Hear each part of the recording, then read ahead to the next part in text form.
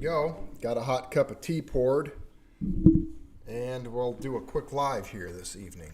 Welcome back to the Junius Maltby channel. I'll wait till everyone gathers in before we get going. I know how it is.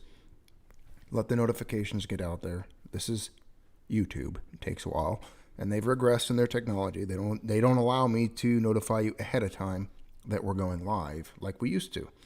So we can wait for a moment.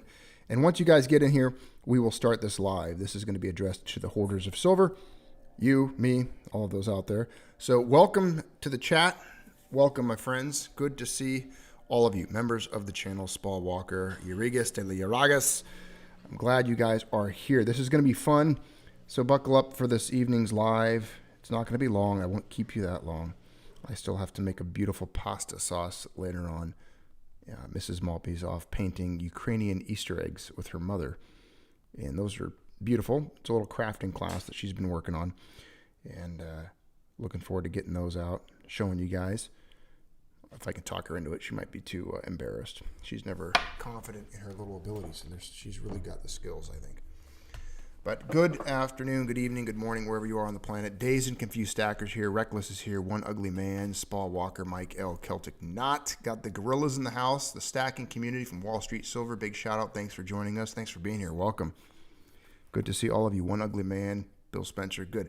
I'm going to get started. So as I get started, I might not be able to greet everyone if they come in late. Give them a big shout out for me. Say, hey, Junius says hello, but you're late to the chat. If you see a coin next to their name, that means they're a member. So please, welcome the members of the channel when they show up, especially if you're another member. You guys are in a tight little group. We're going to talk about one of my least favorite presidents. There's a long list of them. There's like 60 on there, 50, whatever. There's a lot. It's a long list. My least favorite presidents. Whatever the number is now, what are we at? 45, 46. I've got like 44 least favorite presidents because Trump was 45. So, I've got about 46 presidents that I don't really care for too much. Some were better than others. Some were much worse than others. FDR ranks in there with the septic tank of executives that have led this country, in my opinion. And again, you don't have to, believe it, but it is my opinion, and I'm allowed to have that opinion based on my assessments of history and things that he did. Tonight, we're going to talk about not only one of his executive orders. I've covered these before. I've done executive orders as they pertain to silver in a video all by themselves. I have a video somewhere. It's in my archives titled Executive Orders as they relate to silver or something like that. It's in the title. If you YouTube search it, you can find the video. But this particular one we're going to talk about tonight is just kind of an eye-opener. Just a little bit of history to discuss. It's not a fear-mongering article. I don't think this is going to happen again. I don't think they could. I don't think they would. And if they did, I think people like yourselves and myself would violently resist because I think the strain of adherence to patriotism for things like this has dwindled in this country.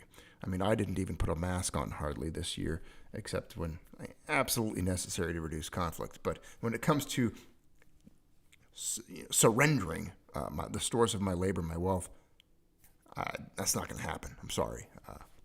You can have my lead. You can't have my silver. FDR Silver Nationalization, 1934.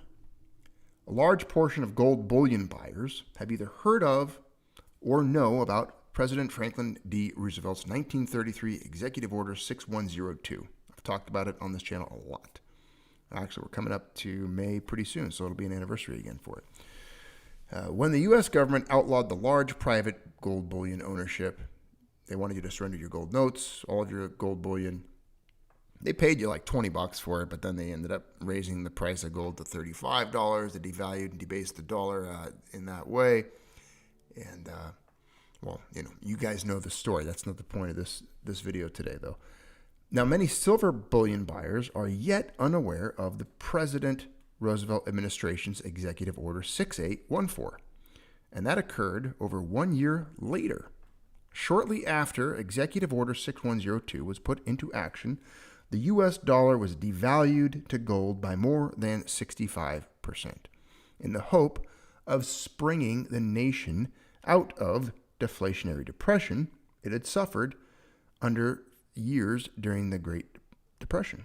Under 4 years during the Great Depression. Now, they spelt four Did you notice that? FOR instead of FOUR. That's what threw me off there. During the Great Depression. In the decree, private citizens were barred from owning more than $100 in gold coins, which is 5 $20 gold pieces, essentially. Roughly no more than 3 ounces you were allowed to have back then, after the full U.S. dollar devaluation went into effect against gold. This is a copy of that newspaper clipping and the piece that was circulated. It was told to be posted in conspicuous places. And this was the executive order under the president to honor before May 1st, 1933, all gold coin, gold bullion, and gold certificates, blah, blah, blah, blah, blah. Big executive order justifying the tyrannical statist regime and why you need to listen and obey and grovel, all the things you have to surrender, all of this stuff. And then criminal penalties for violation, $10,000, 10 years in prison. You imagine being thrown in prison for 10 years because you didn't give them your gold? Oh, man, I'd rather go down blazing. I'd rather melt my barrel. I'd die in a pile of brass before that happened, my friend. I'll put that T-mug back right. Okay, so that's all the justifications signed by this guy. He scribbles his name, Secretary of the Treasury, tyrant so-and-so. Okay, that's the gold one. Now, shortly after Executive Order 6102 was put into action, the U.S. dollar was devalued to gold by more than 65%. In the hope of springing the nation out of the deflationary depression it had suffered under 4 years during the Great Depression. In the decree, private citizens were barred from owning more than $100 in gold. We read that part against gold. Now, this is the gold price chart showing gold price's 100-year historical chart. Right here is when the Executive Order 6102 is passed, and then you can see gold prices move after that. Now, the Roosevelt administration's Executive Order 6814 was an effective nationalization of all domestically mined silver and privately owned silver bullion. Exceptions included circulating silver and foreign silver coins. So circulating silver being the halves, the dimes, the things that you had already that were already struck by United States Mint into coinage. So the silver was still around, still circulating. They weren't confiscating that. They wanted the stuff in the mines, and they wanted the bullion, like big bars. If you had bars, things like that, they wanted to take those bars. They wanted all of it. The government wanted the silver. Now, if they can take the big bars, if they can take that, they can take anything. And they can take the circulating stuff too. I mean, there's nothing circulating anymore. But this is just an example of governments exercising absolute tyranny and statism. Now, exceptions included the circulating silver and foreign silver coins and a few other items. All other privately owned silver bullion stocks were mandated to be turned into U.S. Mint locations and purchased by the United States government at 50 cents an ounce. At 50 cents an ounce? Who are these people? We're going to give you this for it, turn it in. We said so. It's either that or, violence, a gun, or the cage. You have to listen, obey, peasant, obey, serf, obey, knave. You're just a plebe. Shut up and obey. That's what they want you to do. And of course, there was a ton of people, all the bootlickers. You can imagine all the people that were totally for it. Like, they didn't even care. They'd turn in their neighbor. They'd be like, oh, man, he didn't listen. I know somebody who didn't listen. He didn't wear a mask. It's the same types of people. You've seen it. This year was a perfect example. You got to see this year the types of people that would surrender their silver if told to, that would turn you in if you didn't. All of those things. It's pretty obvious this year. But again, they demanded you turn it in, 50 cents an ounce they'd give you for it. If you had a bar. So imagine you had a bar and a 100-ounce bar, and they were just going to give you 50 cents an ounce on it. You had to turn it into a United States Mint location. It's because they wanted to make coinage, I believe, was the primary driving reason for this. Domestically mined silver was purchased at a premium of 64.5 cents per ounce. Within Executive Order 6814's 90-day mandated deadline, some 109 million ounces of silver had been delivered to the United States Treasury. 109 million ounces surrendered willingly by peasants, plebes, knaves, serfs, idiots, bootlickers. Another 4 million ounces trickled in before the order was rescinded in 1938. So here's again the silver price chart for 100-year. This is a 100-year historical silver price chart right here. Here's Executive Order 6814 down here, August. You can see August 9th, 1934. And then here's the price of silver just kind of marching up after that. I'm guessing right around here was about 1965, right where you see it just take off and go out of reach was probably when they stopped minting it, and we saw the entire situation unfold there. How did the U.S. government enforce the silver nationalization under the Executive Order 6814? The same threat of a $10,000 fine, so that's about $500,000 in today's U.S. dollars, combined with the warning of a possible 10 years of imprisonment used in the Executive Order 6102 was also utilized in the Executive Order 6814. So again, 10 years in prison, or the equivalency of about $500,000 today. And obey, peasant. Listen to the government. They have your interest in mind. Do what they say. In early 1934, the U.S. government compiled a list. This is incredible. Check this out. This is incredible. In early 1934, the U.S. government compiled a list of the largest silver bullion owners at the time, entitled, quote, Hoarders of Silver, which mostly comprised of the largest COMEX silver traders before the executive order went into effect in August later that year. Those individuals or companies owning less than 50,000 ounces of silver were left off the list, likely due to the exhaustive effort required to obtain the names of so many small silver holders in wider retail. There's a copy of it. I'd love to get a copy. I should look for one of these. Hoarders of Silver, letter from the Secretary of the Treasury transmitting in further response to Senate Resolution 211 a list of possible holders of spot silver and futures contract silver as of January 31st, 1934. Can you believe it? Just laugh. Just sandbag your place, smoke some unfiltered cigarettes, and load the belt feds. And let them come to you. That's how you deal with that kind of situation. You just start smoking unfiltered cigarettes because you're not going to live long and you don't really care at that point. Just cash it in. You know, what's the point? What's the point after that? You know, who wants to... Don't obey these bastards.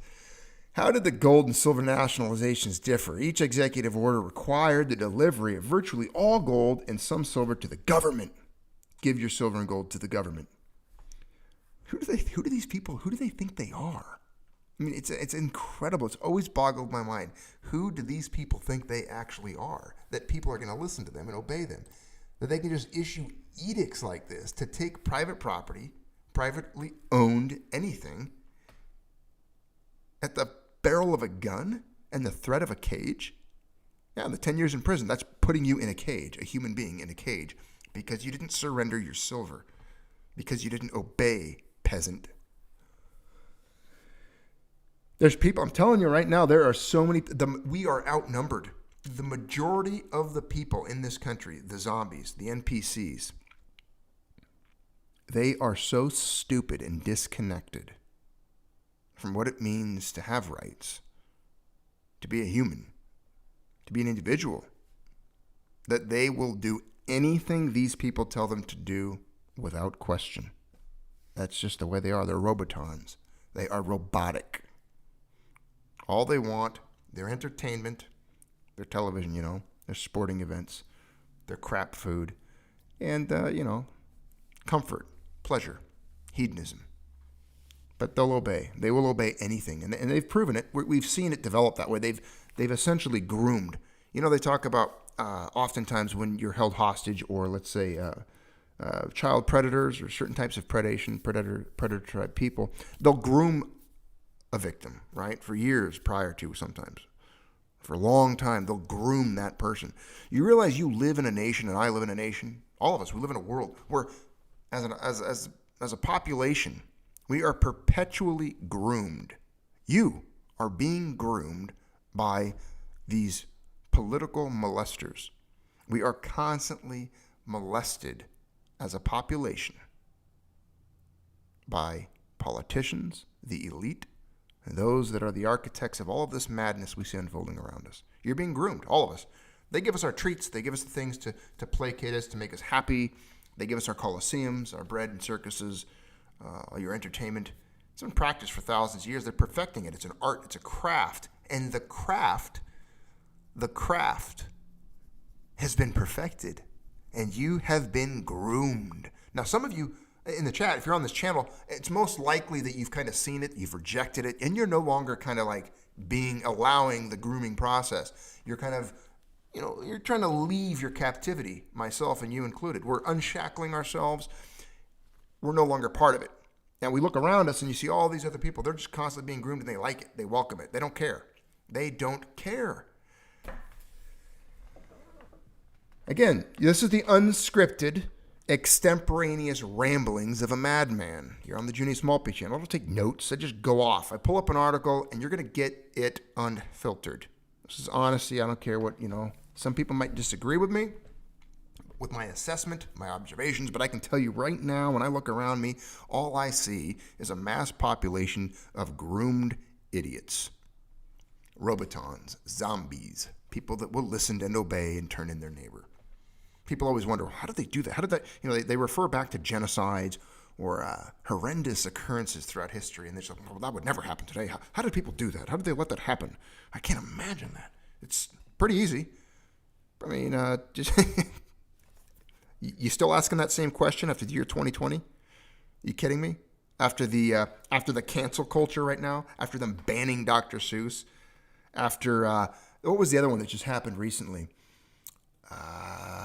There was a white. No, I don't know what a non-binary is. I'm sorry, I don't keep track of all the little terminologies. There was a little white non-binary girl who was going to. Is that wrong to call a non-binary? I don't know. Maybe I am. Maybe I just wrongly labeled something. Anyway, there was a non-binary bipedal mammal, and she was going to translate, I believe, the text or the words of the poem that the black girls recanted and stated and said during the inauguration. There was some poem read, but there was an uproar. The culture flipped out because they selected this a non-black person to translate the work of and the poetry of a black person. So within 3 days, the non-binary bipedal mammal biological unit, that thing, it, whatever, I don't know, I don't want to mislabel it, so I don't know what to call it, so I'm just going to go with thing or it, rescinded and withdrew themselves from that process. So they're not going to do the translation because there was too much of an uproar. All right. So again, cancel culture, this, that, people freaking out about people wearing masks. Again, don't question and think this stuff can't, it's probably going to be worse. Let's just put it that way. Anytime, any type of things going forward, economically speaking, when they start to get desperate, it's going to be worse than what we saw back then, because people today are far worse, and I think they're more traitorous, and they'll turn people in, and they definitely value their liberty and freedom much less today. They don't even care, as a matter of fact. You can pretty much pay people a stimulus, and they will forget about everything. That's been firmly established. Now, I'm going to continue on. I'll read the rest of this article, and then we'll continue. We'll get some other stuff to talk about. But how did the gold and silver nationalizations differ?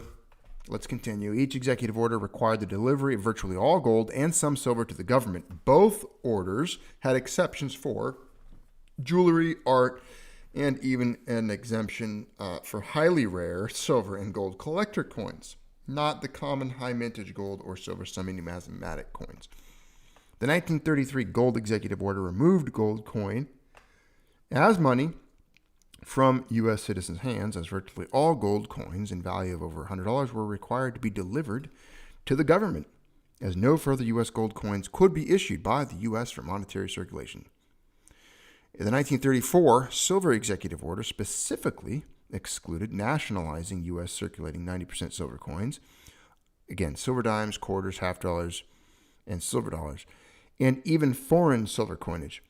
A major intent of the 1934 silver nationalization, was to call in idle silver bullion holdings and domestic silver mine deposits in order to strike and make more 90% silver coins for monetary circulation, thus requiring the then circulating 90% silver coinage to be turned in it would have been counterproductive. So they were trying to get more silver into the circulation. They just wanted to make more money. At this time, they weren't doing the inflationary thing still. They were kind of like half evil. They had just confiscated and stopped issuing gold, and they called in all the silver to restrike and strike more silver coinage and issue that. The private U.S. citizens and companies who turned in their silver bullion got a better deal than those who turned in their gold. For nationalized gold holdings, the U.S. government paid $20.67 per troy ounce in 1933. Later, in 1934, the government, as you guys know the story behind this, they revalued the price of gold higher to $35 an ounce, resulting in a near about 65% devaluation of the U.S. dollar to the gold price over the same time frame. So they devalued the dollar immediately by doing that. For nationalized silver holdings, the U.S. government paid 50 cents per troy ounce in 1934. It would take until early 1951 for U.S. dollars to devalue some 70% against the silver price, some 17 years or so. And again, you can look up right up here on the Wikipedia. This is just a quick look at some of the acts. There's a silver purchase deck. There's a bunch of them here. Anyways, talks real briefly on Executive Order 6814. Not as much detail as what we just went through in the other piece. But I'm going to show you one more thing. So we're talking about silver in history here. I want to talk about a couple more things here. The purchasing power of silver as well. And not just the confiscation of it, but again, its roles in history. I've spent a lot of time on this channel over the years covering the history of silver, different times, and the purchasing power. We've talked about the denarius, the drachma. We've gone through a lot of history. I've talked about it in England, the purchasing power in England. So I want to run through really quickly, because I was looking at these earlier and doing some reading, just some purchasing power of silver over time. And as you know, the denarius, as we've talked about quite often here, was about a daily wage, sometimes half a denarius. It depends how skilled you were. But today it only cares about $2 worth of value in silver. So just to show you, it gives you a rough idea, right, about how the purchasing power of silver, I think, is quite undervalued today. I mean, it's pretty interesting to see a denarius used to carry a day's worth of labor, that amount of silver. But there were some changes, so we're going to go over those. I'm going to show you some of those changes in a minute, but I still think it was quite undervalued. Now, there's also some other purchasing things here. Let's look at this. The Romans minted a popular silver coin called the denarius. It contained 0.12, it's about a little over a tenth of an ounce of silver. I equate it to essentially a dime. That's why you'll often hear me say a silver dime is about a day's wages, almost. The Book of Revelation notes that one denarius could purchase a quart of wheat, 1.7 pounds, or 3 quarts of barley, 3.8 pounds. Historical evidence shows that a denarius could also buy 3 kilos, or 100 fluid ounces of olive oil. Now, there's some other purchasing power things here. I love looking at what gold or silver bought at the time. Now, the florin, these were minted in 1252 at Florence, and they contained this, just a beautiful coin. I love florins. Just about a tenth of an ounce. Just consider this roughly a tenth of an ounce of gold. Now, in terms of purchasing power, we know that in the 15th century, 1,000 florins, so that would be about roughly 100 ounces of gold, about 100 ounces of gold, would buy a handsome palazzo. So 113 troy ounces, a handsome palazzo. And that's a large, a beautiful type of a palace. We also know that the Medici Palace was worth about 5,000 florins. So that would be roughly about 550 ounces of gold. Think of that. The Medici Palace. I don't know if you guys know who that is. Amazing, wealthy family. Amazing. So look up the Medici Palace and realize that they bought that for about 563 troy ounces of gold. A monster box. Let's look that up. Let's look up the Medici Palace real quick because I want to see what these guys bought for 500 something ounces of gold. I like talking about purchasing power. I don't know. Do you guys like that? I love it. Medici. Let's see. I should have pulled this up, but I did earlier. I'll pull it up for you guys. Let's see if I can pull it up. It's a pretty big place, the Medici Palace. I think I actually walked by this when I was in Rome with my dad. I'm not even kidding you. It looks quite familiar. If this is in Rome, I know I walked by it. Let me take a look here. Medici, look at that place. So this place here, it looks quite familiar. I believe No, it's in Florence, so I didn't. My dad, he did. He went to Florence without me. There we go. View image. Can you see this thing? 500 something ounces of gold. You couldn't build this today for less than 25, 30. I mean, this is multi-millions of dollars. Look at this place. Look at this place. Hold on a minute. Look at that. Let me get it centered for you. Look at this place. Look at this place. Are you kidding me? 500 something ounces of gold. Look at that. Look at it. It's gorgeous. Again, the only reason I'm bringing this up right here is because we just read what these guys had. This is the Medici Palace. I mean, you can see it. It's remarkable. Absolutely remarkable building. Tons of art. I mean, look at the paintings in there. It's phenomenal. This is a phenomenal place. And, 500. You think you could get that for 500 ounces of gold today? Not even possible. Just goes to show you. Let's continue on, though. Where are we at? Let me go back. There we are. So they built that. They bought it, whatever. 563 troy ounces of gold. In 1850, a pound of beef or bacon could be had for 10 cents, about a dime. So when gold was about $20.67 an ounce, a pound of beef. 10 cents, a little silver dime. Not surprisingly, this lines up with the historical narrative that 1 ounce of gold has always been able to buy approximately, this is interesting, think of this now. An ounce of gold has always been able to buy approximately 225 pounds of beef or bacon. Remember that number. Someone give me a quote right now on steak or beef. I know it's more than a pound. It's like $9 a pound right now. So what's 9 times 225? That's a lot, right? So now we know that we know for a fact that gold is undervalued when it comes to its purchase of beef or bacon. Pretty interesting. These are interesting numbers. That's why I wanted to share this tonight with you guys, because these are numbers and information that I have not come across yet, and I'm really into, as you know, if you've been on this channel for a while, I'm a big fan of discussing and researching purchasing power history of precious metals. Let's continue on, though. This is good. More recently, an acre of farmland in Kansas could be had for $20 US in 1900. Keep in mind that the $20 double eagle that were in circulation contained roughly 0.96. Let's just call it an ounce, but it's 0.96 troy ounces of gold. And so a $20 gold piece in 1900 would buy you about an acre. Meanwhile, at the end of World War II, a loaf of bread in the U.S. could be purchased for as little as a silver dime, 0.07 troy ounces. And a gallon of gasoline cost a silver quarter. And that's one of the standards I've always looked at, is the silver quarter. And it always purchases about a gallon of gas. Now, Rob Kirby notes that for 3,000 years, an upper middle class annual wage was between 40 and 60 troy ounces of silver. For 3,000 years, 40 and 60 troy ounces. So let's do a quick piece of math here. What do you guys think the upper middle class annual wage is today in the United States? Let's just say, you want to call it 50,000? Let's just call it 50,000. Let's divide it by 60 troy ounces and just see. That would put gold at silver at $833 an ounce. Let's do 50,000 divided by 40.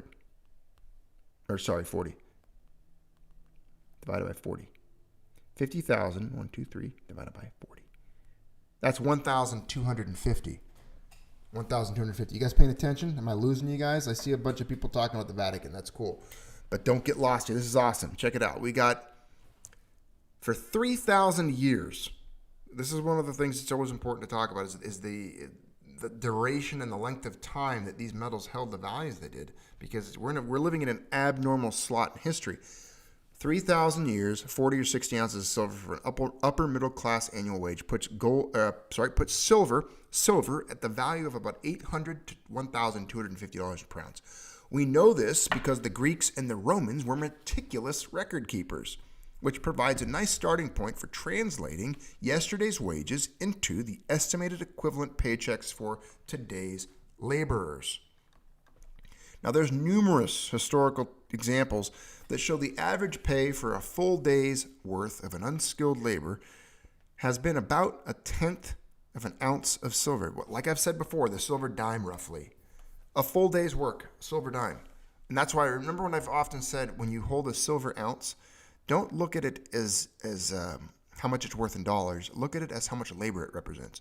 When I look at a silver troy ounce, I look at it as representing approximately, roughly, possibly, depends on how you look at things through history, but maybe 10 days worth of work. So I made out when I was a kid at 7 when my dad paid me a silver eagle for that one day's worth of work, I guess. Pretty interesting, though. 1/10 of an ounce of silver. Yes, 1/10 of an ounce for one day. It's generally accepted that lower-tiered Roman soldiers were paid a single silver denarius per day. Likewise, Matthew 22, chapter 20, verse 2, in the New Testament refers to the denarius as being the daily wage for a common vineyard laborer. So assuming a 6-day work week, that equates to about 312 denarii per year, or an annual income of 37.5 troy ounces. See that? 37.5 troy ounces for a year's worth of work of silver for the common laborer or soldier. Now, how many of you would work for a year for 37 troy ounces right now? I doubt it. So that shows you right now that the value of silver's got to come up. It's got to meet that labor cost, I'm telling you. But what about skilled labor and military officers? Well, we know that a talent of silver would pay a skilled craftsman's wages in Greece for about 9 years. A Greek talent's approximately 836 troy ounces. Therefore, one can grossly estimate that the annual wage for a skilled craftsman back then was in the neighborhood of about 93 troy ounces of silver. So that would make sense. They'd make about, in today's money, over $93,000 a year if silver was estimated at $1,000 an ounce then. As for the military, I sound like a kook when I say that, don't I? But it's crazy. It's like they got me coming around to it. I used to be like, that's impossible. Come on. As for the military, the lowest tiered Roman centurions received 3,750 denarii per year, while the highest ranking officers earned around 15,000 denarii, between 450 and 1,800 troy ounces. Look at this, guys. Look at these numbers. Look at it. Richard Goldwaite, in The Economy of Renaissance, Florence, notes that the supervisor and architect of the Florence Cathedral was paid a salary of 100 florins per year in the 13th century, or 11.25 troy ounces of gold. So you just got 11 ounces of gold? So let me get this straight. The guy that designed the Florence Cathedral, so I'm sure he was pretty capable, probably the best designer and architect there at the time then, he was paid a salary of 100 florins per year in the late 13th century, or 11.25 troy ounces.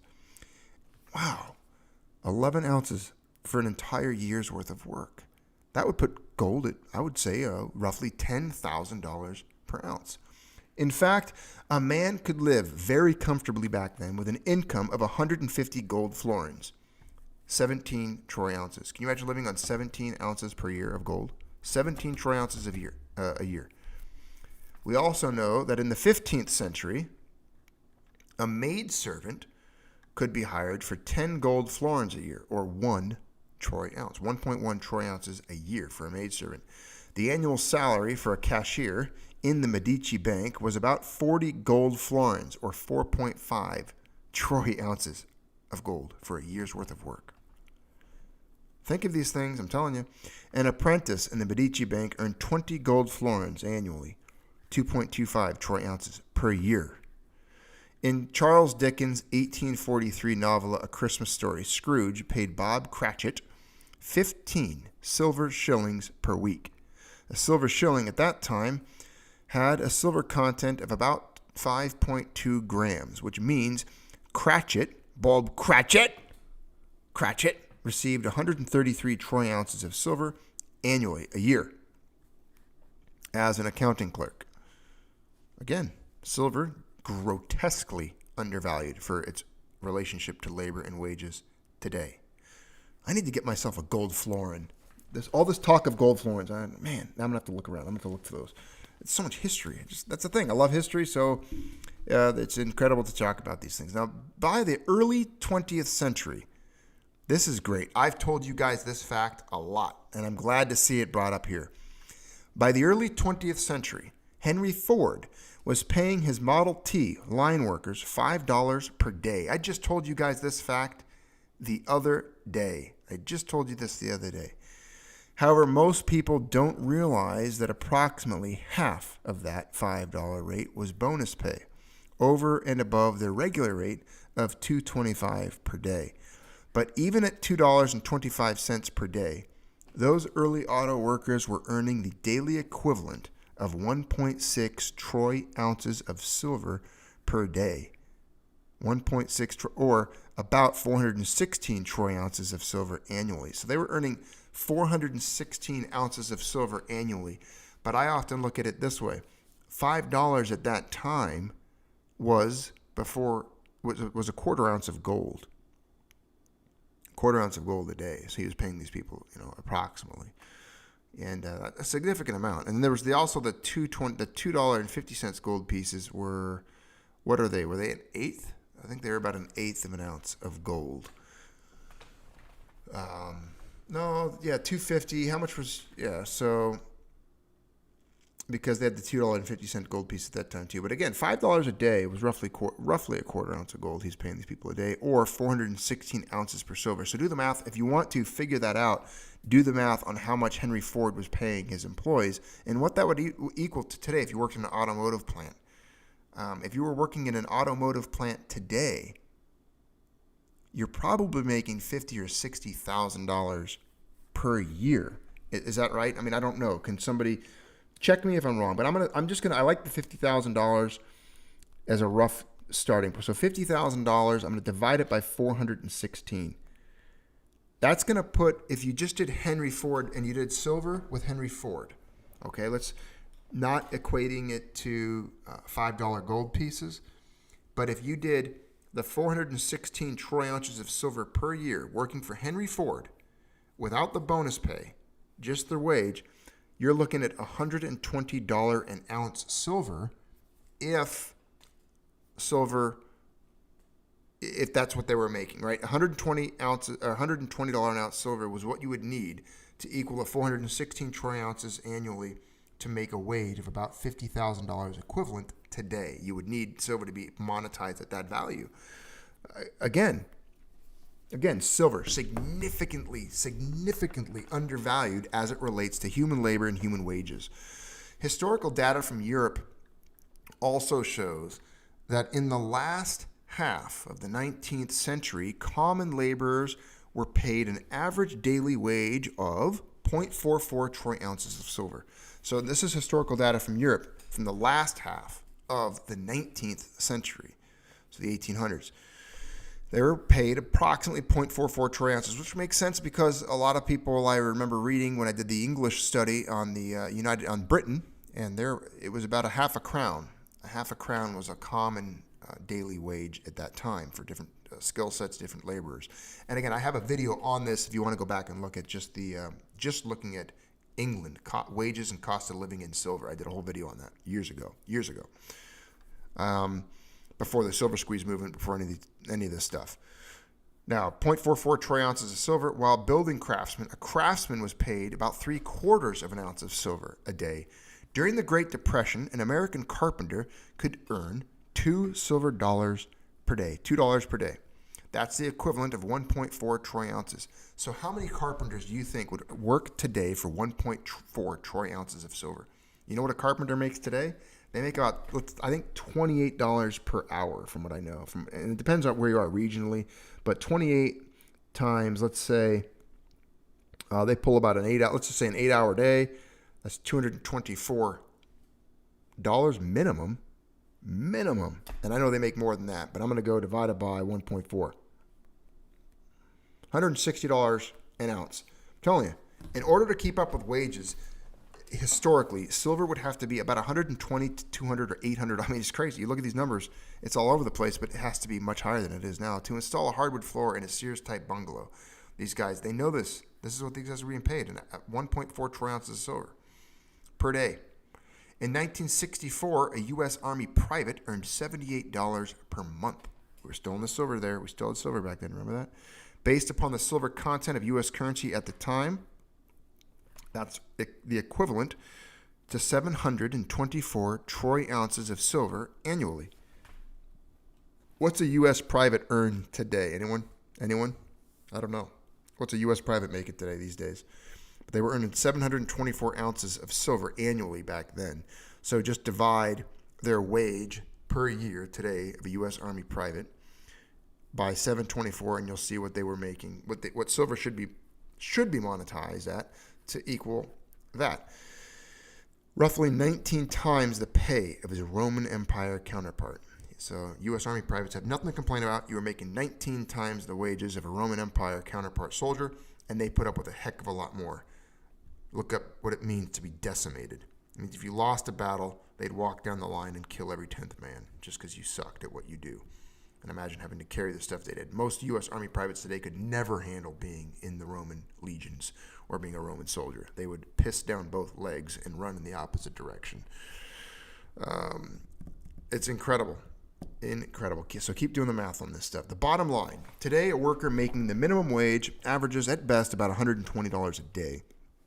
With that in mind, in order for silver to reach the historical valuations it enjoyed 2 millennia ago, the humble denarius, roughly a tenth of a troy ounce of silver, a silver dime, roughly, would need to have a melt value of $120. What? Stop. If a tenth of an ounce of silver needs to be $120, that means an ounce of silver, let me do this math right, would have to be $1,200. You guys getting the math here? This is crazy stuff. Crazy numbers. $1,200 an ounce in order to keep up with wages. Could you imagine? That? This implies that silver is currently more than 70 times cheaper on a historical basis than it should be. Think about that. Ladies and gentlemen. What a beautiful, wonderful article. Links will be in the description. Links will be down in the description for sure. Wow. Now, this is the amazing purchasing power of silver, 1964 versus today. I also put this link down there, and it's just from the 1960s if you wanted to break those down. It talks about gallons of gas, dimes buying hamburgers. In 1964, it took about 10 dimes to buy 10 hamburgers. Remember, a hamburger for a dime. Again, but I'm not going to read through this entire one, but this was just, I included it. It'll be down there in the links in case you wanted to just look at the 1964 amazing purchasing power of silver versus today. And it's from Provident Metals. Good little article. Link in the description with the other one. And then, of course, real fast, because we just went through history, I want to take another walk through history, but quickly. Silver playing a key role throughout history. Major events. 3000 BC, first hard rock silver mines. The Laurian mines opened in Athens in 1200 BC. Spain conquers Latin America in 1545. All right. 1859, the Comstock lode discovered. 1859. 1873, got the U.S. discontinuing the silver dollar. Crime 1873. Germany dumped its silver reserves. 1878, the global silver glut. A lot of deflation took place. Silver became devalued a little bit there. They had the Bland-Allison Act authorizing the Morgan dollar. 1885. Let me get this centered for you guys so you can see it all. Let me get that. I got to get that. I got to always remember to do that. Let me get that. It's just perfect for you. Perfect. I don't want you guys to miss out on anything, so go back there. There you can see the chart, History of Silver. Where did we leave off? Bland-Allison Act. Then we got the Sherman Silver Purchase Act, 1890. Then they canceled it, 1893. It was repealed. 1918, check this out. They melted 270 million silver dollars, melted under the Pittman Act. Government confiscated silver in 1934. We read about that earlier in the video. And then what happens? 1946, Silver Purchase Act. And then there's a global silver shortage in 1959. Silver price breaks 91 cents in 1961.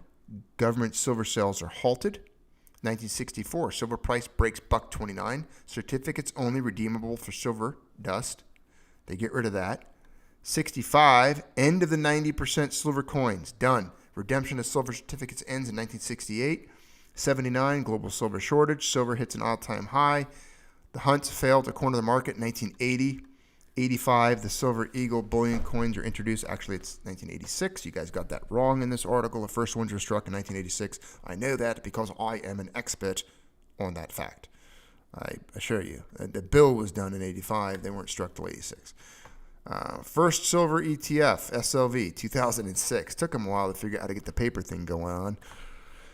2008, global financial crisis. 2010, Eurozone debt crisis. U.S. default crisis. 2010, look at this. 2011, silver hits 31-year high. 2015, Silver Eagles, record sales, 47 million. Record silver investment demand. You ain't seen nothing yet back then. That was 2015. Guess what it's like now? It's boom time. Good article. Also in the description down below with a little bit more explanation on every single one of the things we just read. But I included the links down there for all of you to check out. But that was fun. This was a fun little journey tonight. I enjoyed this walk through history. I enjoyed this time with all of you. I hope you guys enjoyed it. I mean, I learn every time that I look at the purchasing price and the history. It's very important to do this, I think, as I clutch a pen here and doodle. I think it's very important to look at history. I mean, thumbs up if you agree. Hit the like on this video if you agree that it's important to look at history, to have an understanding of where we are with precious metals, their valuations, their purchasing power, the strength of purchasing power. I'll go to the comments here in a minute now. Let me just see here. We've got Mark Gutierrez asking, Junius, when did bullions get standardized to the troy ounce? Good question. I'd love to make up an answer, but I don't know. I could make it up. I'm guessing when troy ounces, because I know a lot of places don't, Mark. I know there's still a lot of places, believe it or not, Mark, that use kilos and kilograms. I mean, just look at the screen right now. You see Credit Suisse bars with kilograms on it. You see gram bars, kilograms, and such. So I don't know when the troy ounce thing became commonplace. For years, the standard was, of course, there was the British had theirs. It was pound. It was sterling, 92.5. It was difficult to get silver to the 4.9 or the 3.9 silver until later on in history. But again, I hope you guys enjoy these. I mean, that's one of the things I think I try to offer differently from a lot of the other channels out there. You know, you can go to a lot of channels and do chart analytics and talk about this and that and all the little hobby stuff, new coin designs, whatever. But I try to place a lot of emphasis on this channel on history, on looking at history, purchasing power, the strength of these metals over time. What did a denarius buy? What did a drachma buy? What did a laborer make for 2,000 years? I love Carlos Danger's comment right now, and I'm going to read it. Carlos Danger, channel member, says, minimum wage was based on constitutional silver in 1964, and that equates to approximately $22.15 per hour today. You know what, Carlos? I wrote a lengthy written piece once, an article, if you will, an editorial. I voluntarily drafted a paper, and I wrote it to LouRockwell.com. It never got published because they didn't want to. I got a reply from them, but it didn't get published or make it onto their site. But I wrote an article, Carlos, back in 2008. I wish I had it. I don't know where it would be. I didn't save it anywhere. And I took the minimum wage of 2008. I converted it into the price of silver at the time. And I figured out, and it dawned upon me that the silver minimum wage was so much higher than it would be today. Of course, the minimum wage, if it was adjusted for silver, would have to be much higher. And I agree with you. I agree with you wholeheartedly. I don't believe in a minimum wage, honestly. But if you did have it, I like the free market to determine what wages are according to skills and such. But, I think Henry Ford proved, he had faults. He wasn't perfect. But I think he did prove that, the free market and himself, he could pay people without people telling him to pay them a good wage. Mark Gutierrez asking if it's possible they could deem silver a strategic metal and ban it. Mark, governments can do whatever they want. They're crazy. They're insane. They're schizophrenic. They're bipolar. They're nuts. They're draconian tyrants. They're statists. They issue whatever edicts they want to at any times irrational. And they just execute force to do whatever they want. The key is being a dissident and disobeying them. The only reason they get away with it is because people obey. Just don't obey. I don't worry about it. I don't worry about governments talking about. First off, I don't care about confiscation, strategic metals, any of that stuff. I'm never going to worry about it. It's going to be the least of my worries. It truly is the least, because at that time I have then justified in my own mind absolute grotesque and brutal violence exerted by myself. So there you go. That's my offer on that. You know, they can do whatever they want. They can try whatever they want, but I would hope I could give it a rally cry to each one of you, and you guys would meet me on a pitched battlefield somewhere, and we could all get bloody in the trenches together. Me and Carlos and Rolf Steiner, all of you, physics. I would love to be tossing mags to each one of you.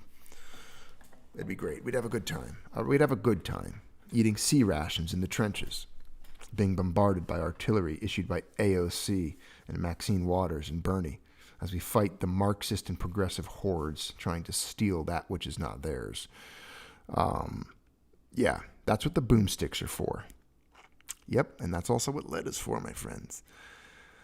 So, my friends, that was a beautiful evening. I had a good time. I hope you enjoyed the look at wages and silver valuations over time, the purchasing power of both gold and silver over time in history. I hope you guys enjoyed it. Hit the like, please. Like the video, share the video, and I'll see you on the next one. Thank you guys for being here, for participating in the Junius Maltby channel, as always. And spread the word on the channel. If you guys are one of the gorillas, the Wall Street silver apes, I would encourage you to recruit and find others that are out there that are searching for these types of facts, because I do believe this channel separates itself from many of the others in the fact that I strive to produce historical content and to link silver and gold to that of the past, which is imperative. If you want to understand the ideology of holding precious metals, you have to understand the history dating back thousands of years. If you don't, you'll never get it. You'll have paper hands, you'll capitulate, you'll be weak, and you won't be able to carry on an argument or a discourse or a dialogue with anyone who opposes you. You want to have strength in your core? You want to be motivated? You want to truly feel strong in stacking and be like, you know what? You can't have my silver no matter what. Never surrender your silver until 1 ounce of silver equates to approximately 10 days worth of your labor. Okay? Just pretend right now, every time you buy an ounce of silver, just look at it and laugh, because they just gave you 10 days worth of stored labor for $26. I want to know how many of you in the chat, Rolf Steiner, Max Morris, Mark Gutierrez, how many of you would work for 10 days for $26? Are you kidding me? You serious right now? You guys would work for $2.60 a day? Nope, I know you wouldn't. I know the answer to that question. So every time they sell you silver for $26, just realize you just picked up 10 days worth of work for $26. All right, ladies and gentlemen, that's the end of tonight's broadcast, the Junius Maltby channel. Thanks for tuning in. Thanks for another night of history, discussing silver, and I appreciate all of you being here. You guys are badass. You're the best. Go out there, buy some silver, raid someplace, stack hard, hit it as hard as you possibly can. Never capitulate, never surrender your position, and fight like hell to keep it. Take care.